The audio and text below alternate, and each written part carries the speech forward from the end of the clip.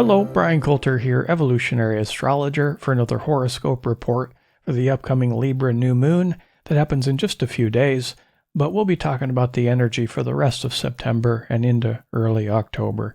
I'm recording this on the 22nd, so happy equinox to everyone, and now we get to take a peek at the astrology here and see how we can best work with this energy instead of against it as we enter into this new season. So we'll go ahead and dive right in. Let me bring up the chart here so you can see what I'm looking at. Now, of course, as many of you know, the whopper event here, by far the biggest thing going on, is this Saturn-Uranus square, and they're also interacting with the nodes of the moon.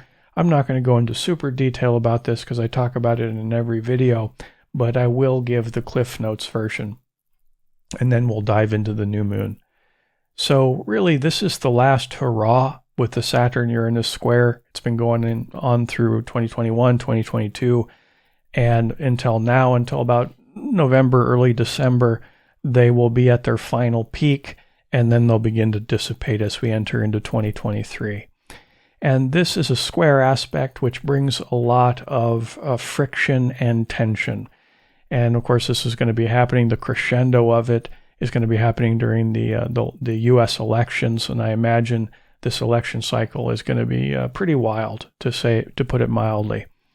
And I would say the energy of Saturn and Uranus are just so different from each other.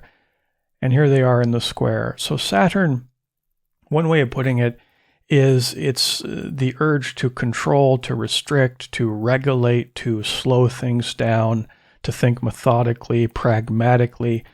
Uranus, on the other hand, quite different. It's the liberating principle. To feel free, to feel like you have agency, to feel innovative, to feel like you have breathing room. So Uranus, can sometimes feel when it's interacting with Saturn, the walls closing in. And with the classic revolutionary archetype that Uranus represents, it often doesn't feel comfortable. Also represents the old Saturn, father time. Saturn in every culture around the world that's had astrology is always represented as the old guy or the wizard. And Uranus is about new. It's about, as I said, technology, innovation, invention. So old versus new is another way of putting it. And when we think about how this is affecting the collective in terms of through the evolutionary lens, like, okay, what are we collectively trying to learn here? Well, one of them is the hard work, Saturn, of growing beyond the habits of the past, Saturn, into something new, Uranus. And here we are, pretty much in the Aquarian age. I mean, there's differing opinions about if that started or when that started. I think we've started to see the beginning of it back in the last century, because that's when we saw just an explosion of technology start to happen. So, in the Aquarian age, Uranus represents Aquarius. Saturn right now is in Aquarius. It's almost like we're trying to outgrow the old habits of the past, the artifacts of the past, Saturn, in a more evolved state, kind of catch up with ourselves a little bit. We've outgrown ourselves. And now we're in the information speedy age, and we're trying to let go of some of that calcification that has built up over, many centuries. We don't want to completely forget the wisdom of the past. That we want to honor the beautiful qualities of Saturn, but also recognize that it's had somewhat of a stultifying effect upon our growth. And we have to, kind of change how we operate, so we're more in alignment with just the sheer light speed of the way things are now. Another way this can manifest is the old versus the young. This can affect generations and how they interact with each other. The sort of boomer versus zoomer energy, which of course is just egoic, prideful discrimination, which divides us even further. In fact, division is a big part of this Saturn-Uranus energy because they're so different from each other. So the collective is more and more getting divided and into the extremes of polarity consciousness instead of unity consciousness. So obviously we can see the tensions that's going on here. And of course we can work with these planets on a more personal level, in our own lives. However, that's a case-by-case basis. It really depends on if Saturn and Uranus are affecting a very sensitive place in your own birth chart, especially if you have one of these planets in a strong aspect to the sun, the moon, the ascendant, or the nodes in your own chart. If that's the case, then you're definitely feeling Uranus-Saturn, in which case it's the great work, Saturn, of individuating Uranus, which basically means, it's a fancy word, but it means becoming a truer version of yourself, a deeper expression of your soul energy, instead of the part of your human personality that's been influenced by others, by family, by culture, individuating. So that's the Saturn-Uranus square, and that's big picture. As I said, that's the whopper event. That's the headliner. But now we can really dig down into the details of late September and early October. It's like, what does this new moon cycle mean? New moons are about new beginnings. So it's always important to take a look at where you have, in this case, 2 degrees of Libra in your birth chart. See where this new moon is activating your own personal chart. Recognize what house it's in. There's 12 houses in each of our charts. And think to yourself, okay, what new beginning can I make now during this new moon, in this new season, in this particular area of my life indicated by the chart? And if you don't know your birth chart, you'd like to know it better, I do have classes available on my website. I also give personal readings, which are available on my website. And I also have a Patreon community where we discuss these things. So I'll put the link below if you're interested. Now, new beginnings, it's in the sign of Libra, which is the classic artist archetype. So this could be some new beginning, some new creative project or something like this, really connecting to your own inner artist. It's also a fundamentally relational sign. It's known as the lover archetype, and it's ruled by Venus, the goddess of love. We'll talk more about her in a bit. A relational sign, so new beginnings regarding relationships. This is kind of fortune teller predictive astrology, but it's a part of astrology and it's useful. Maybe it's time to seek out a new friendship, or if you're single and you want to be in a relationship, perhaps put yourself in a situation where you're more likely to meet somebody new. And with this Libra new moon, especially if it's in a relationship house in your birth chart, it makes it more likely that that'll actually happen for you, as the synchronistic wave seems to be pushing you in that direction. And by taking action, leveraging your superpower, which is your free will, putting yourself in situations where that's more likely to happen is an example of working with the energy. So creativity and relationship, that seems to be what's emphasized here with this new moon. And we always want to take a look at Venus because she rules Libra. Venus also rules another sign of Taurus, and Taurus is very important right now because the north node of the moon is in Taurus and Uranus is in Taurus. I didn't talk much about the north node, but it is a very important symbol to be working with. So you have Venus ruling this new moon sign and the north node sign. So Venus is a key focalizer in the sky right now.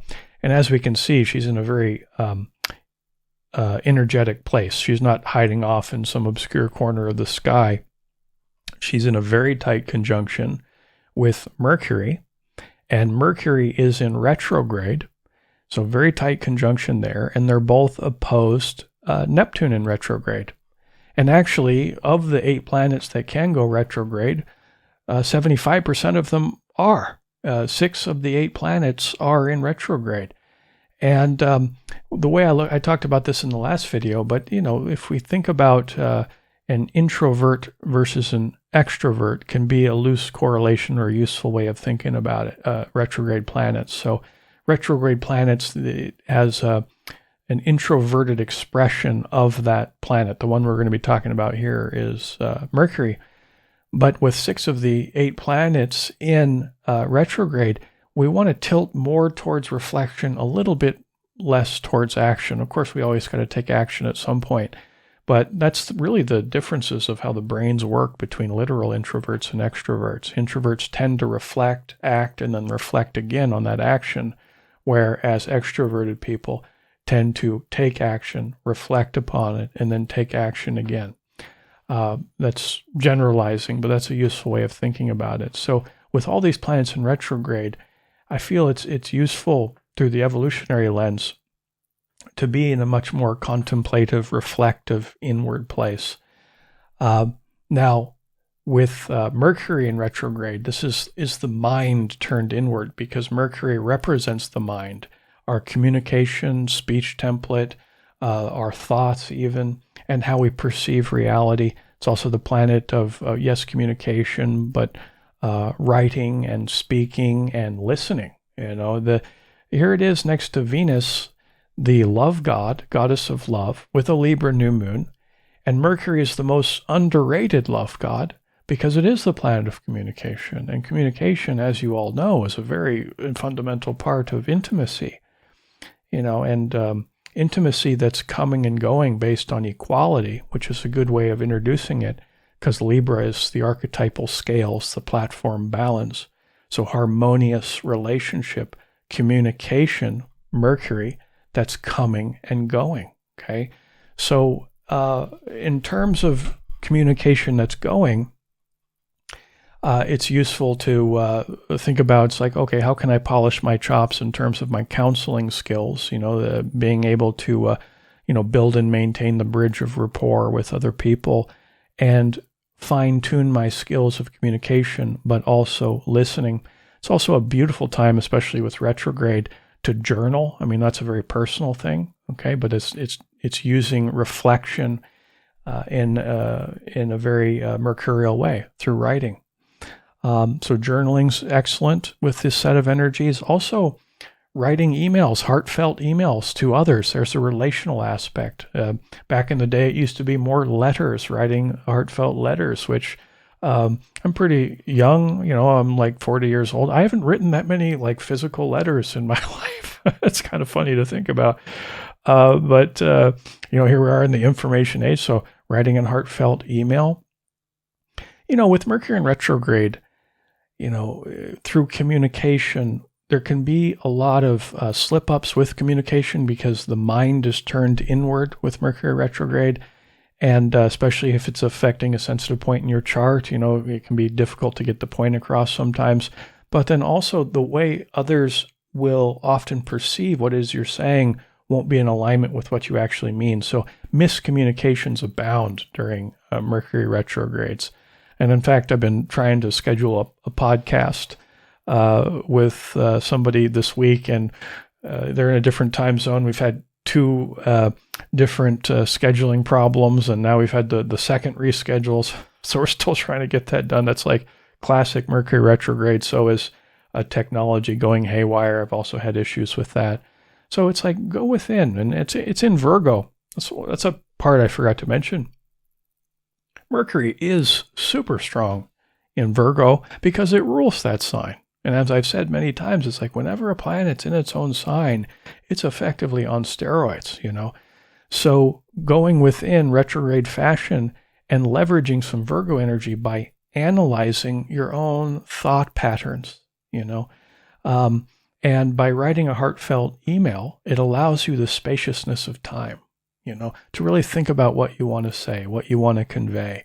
And also, you can delete the sentence if it doesn't convey your feelings in the right way. It's like, okay, how can I translate this human language, whatever it is, into the different symbol system of the energy of the human heart? How can I put it on paper or on my screen here to convey what it is I actually want to say, polishing my counseling skills, my communication skills with no pressure because you're writing.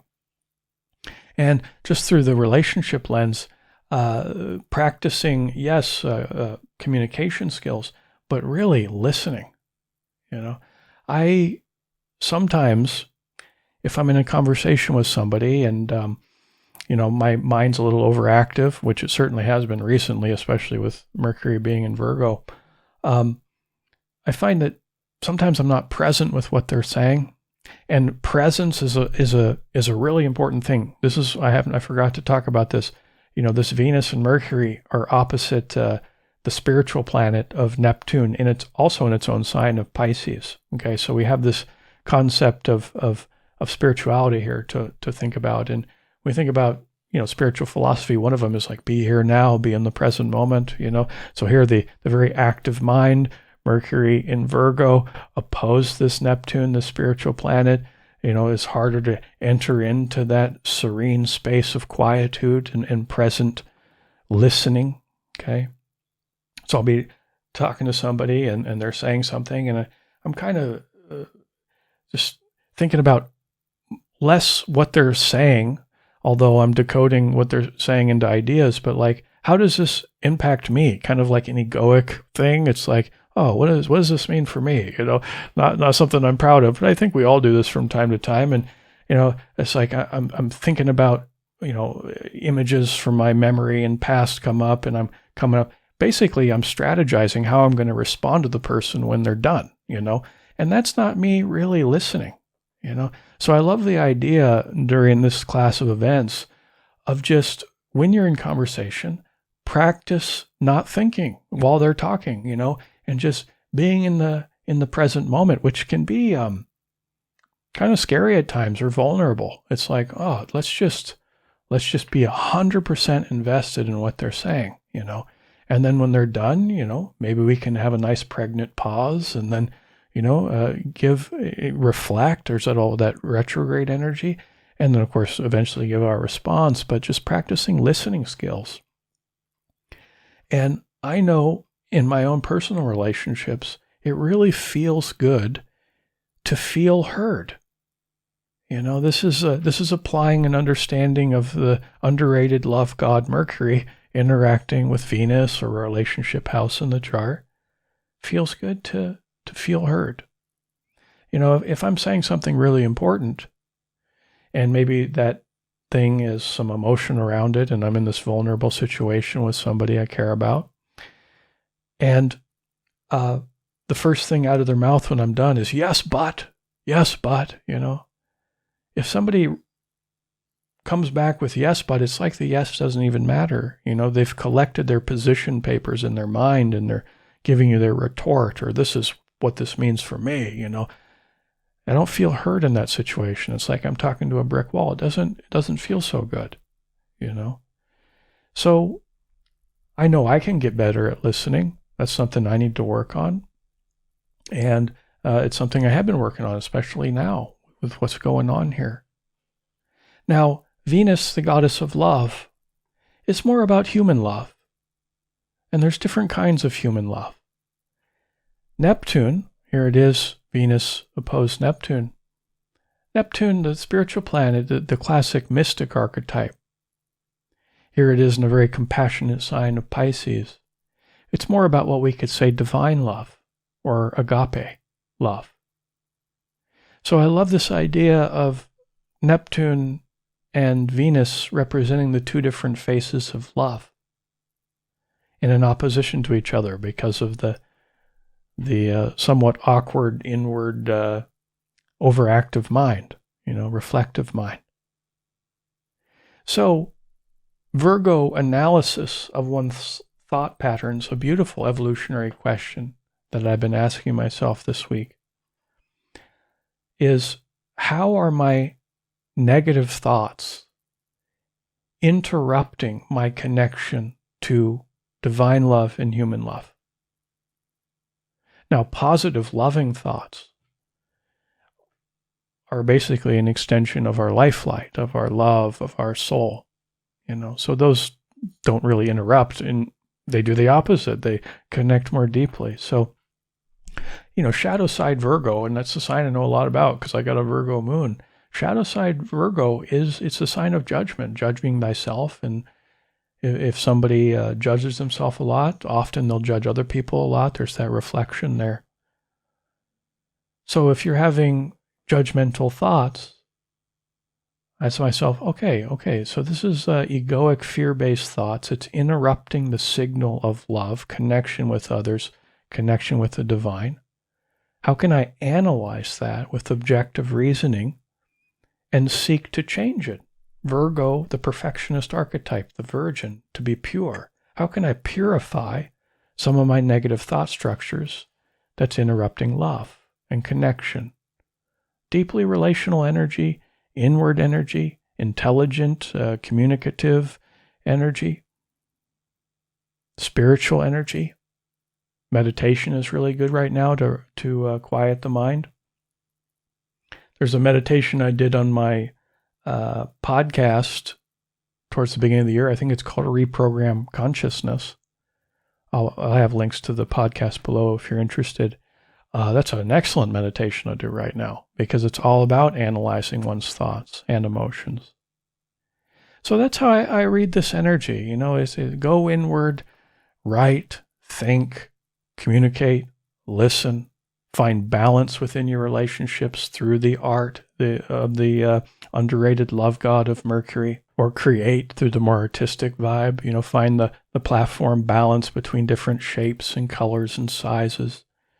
The more we develop harmonious relationships and balance within communication and harmony we perceive and create through creativity, it creates more balance and peace and serenity within us, which really, evolutionary astrology, that's the way we look at both Libra and Taurus, is to cultivate more inner peace. So these are the core evolutionary intentions, with the goal being to expand our consciousness. And now on to the guided meditation. And I called this meditation Many Kinds of Love, where we can look at the different kinds of love through, a deep meditative state, using concentration and observation, Mercury style with our mind, and perceive and feel into the many faces of love. I recommend headphones for best results, and enjoy. Take care. Begin by focusing on your inhale and feel the air enter your lungs and feel your belly and your lungs expand. And then relax as you exhale. Feel stress leave your body. Feel the expansion as you inhale, and the letting go as you exhale. Deep, rhythmic, comfortable breathing. And with each breath cycle, you become more and more relaxed.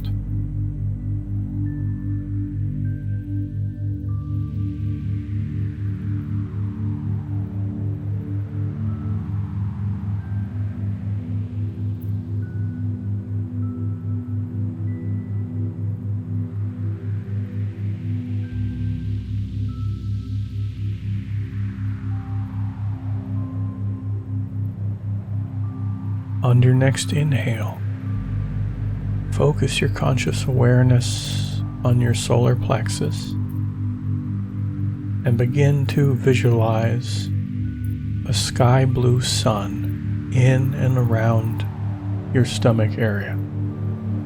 A luminous sky blue sun.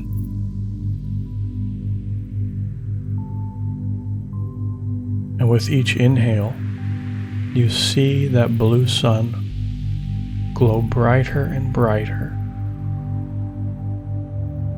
And as you exhale, notice how the light emanations off of this blue sun are shining throughout your entire body.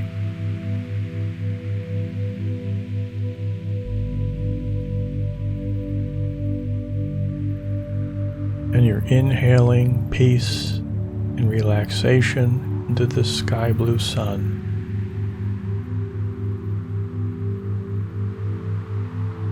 And you're exhaling grayish, dirty energy, stress energy out of your body with each exhale.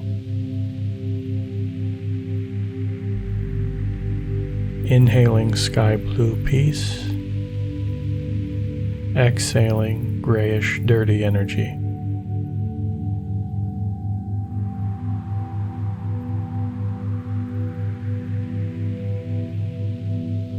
And now slowly move your attention up to your chest and visualize a second sun in your chest, the same size, a beautiful pink color in and around your chest, a pink sun. shining in all directions. And feel all your emotions and desires relax.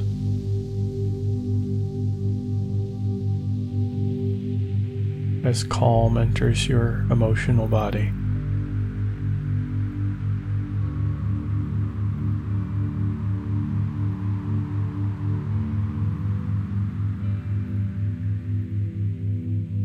And feel love for yourself.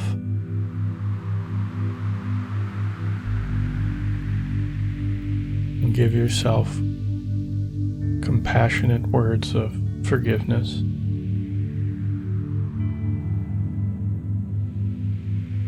Feel love. Feel joy.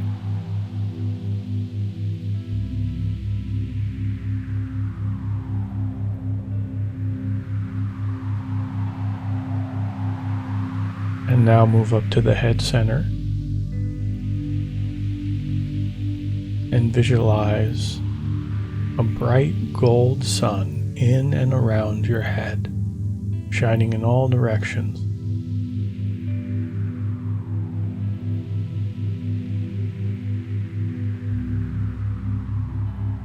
Feel all your thoughts and intentions and perceptions relax.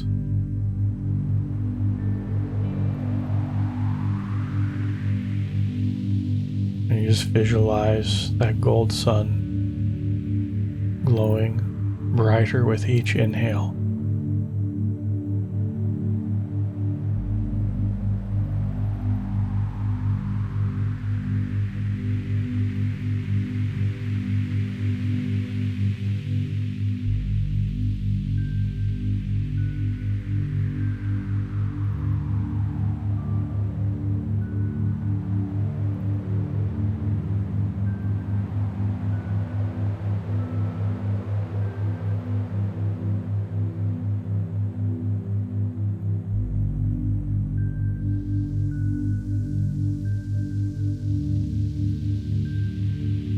Now visualize this gold sun moving from your head out in front of you. And see this gold sun change shape into a very large golden triangle in front of you.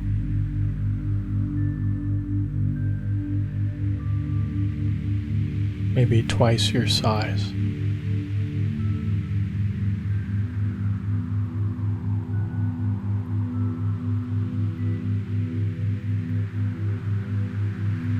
And look into the triangle of golden light in front of you.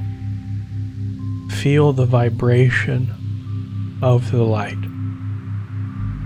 Feel love, divine love, coming from this light.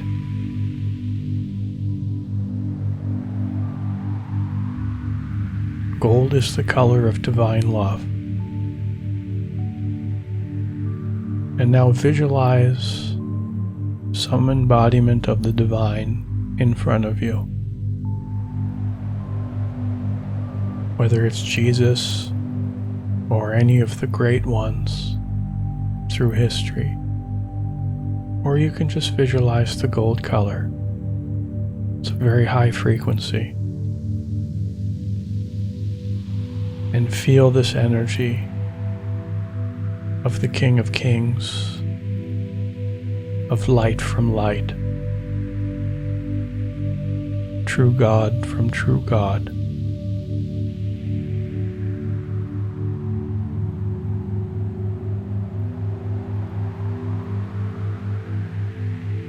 Feel the gentle energy, the loving smile.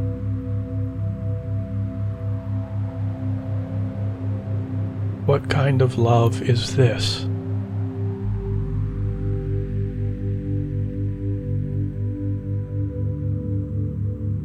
And feel yourself enter this golden light.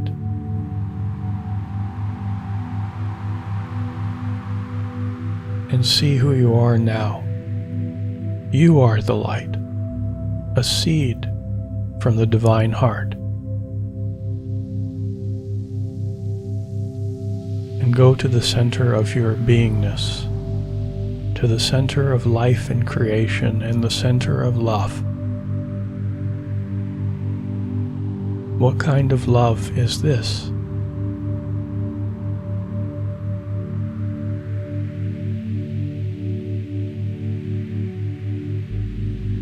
Slowly concentrate the golden light now in the place of your heart.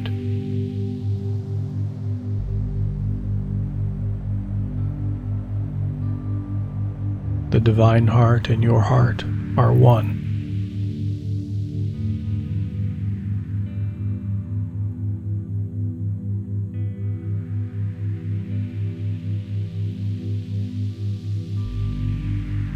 Visualize in the palms of your etheric hands a beautiful red rose,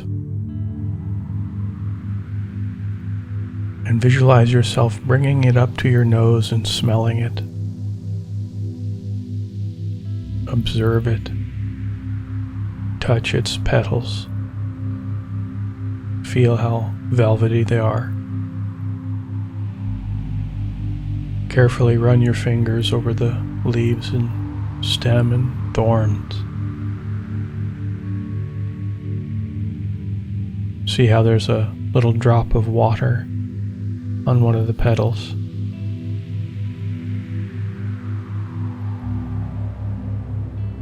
Now bring into your mind a person you love.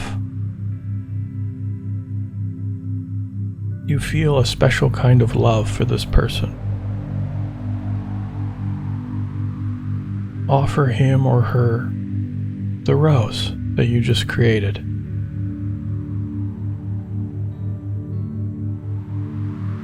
And now observe this person looking at this rose and seeing their own face reflected in that drop of water on the petal. And he or she can see the love in your heart. What kind of love is this?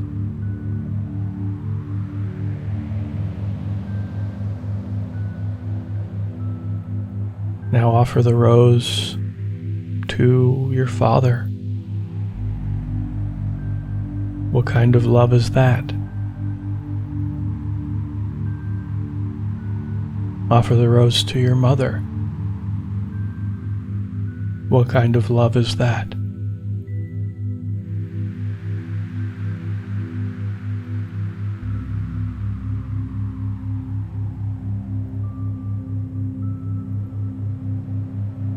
Give one to your brother or sister or another family member. What kind of love is that?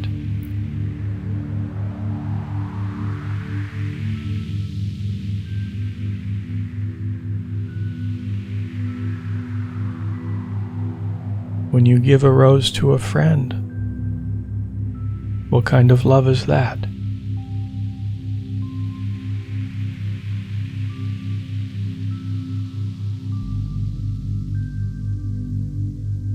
When you give a rose to a person that you've had problems with, what kind of love is that?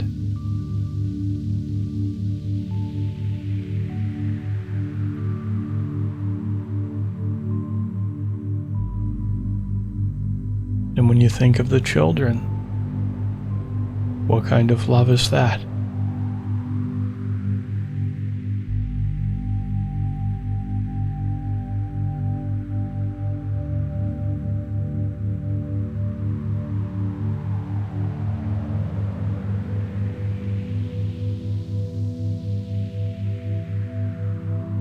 What kind of love do you offer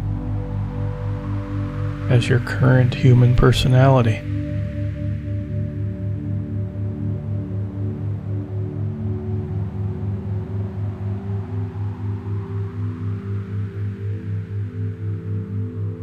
What kind of love is in your own soul?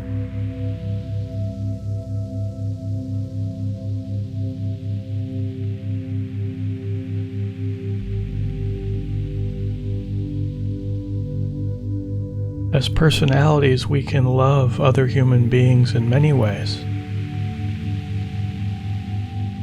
But as a soul, we share a love with everyone, without distinctions.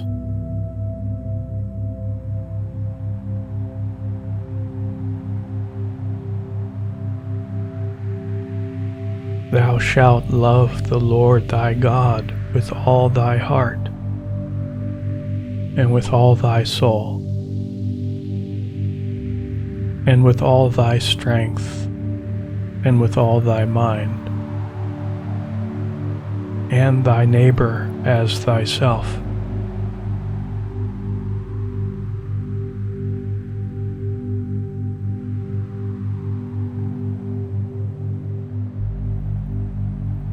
I promise to myself to love and serve my fellow human beings sincerely, from the depths of my heart and soul, no matter what their behavior may be towards me.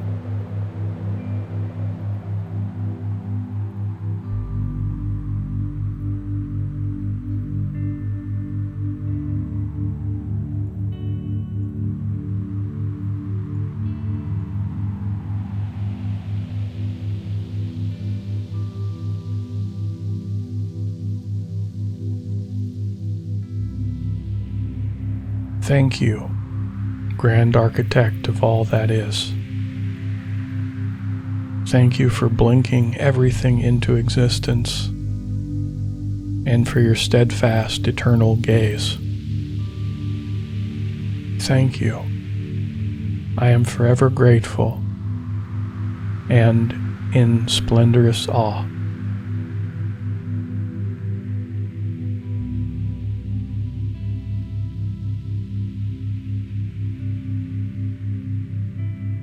As the music begins to fade, slowly and gently return to your body.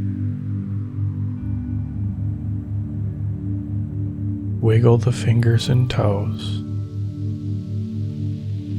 and whenever you're ready, open your eyes.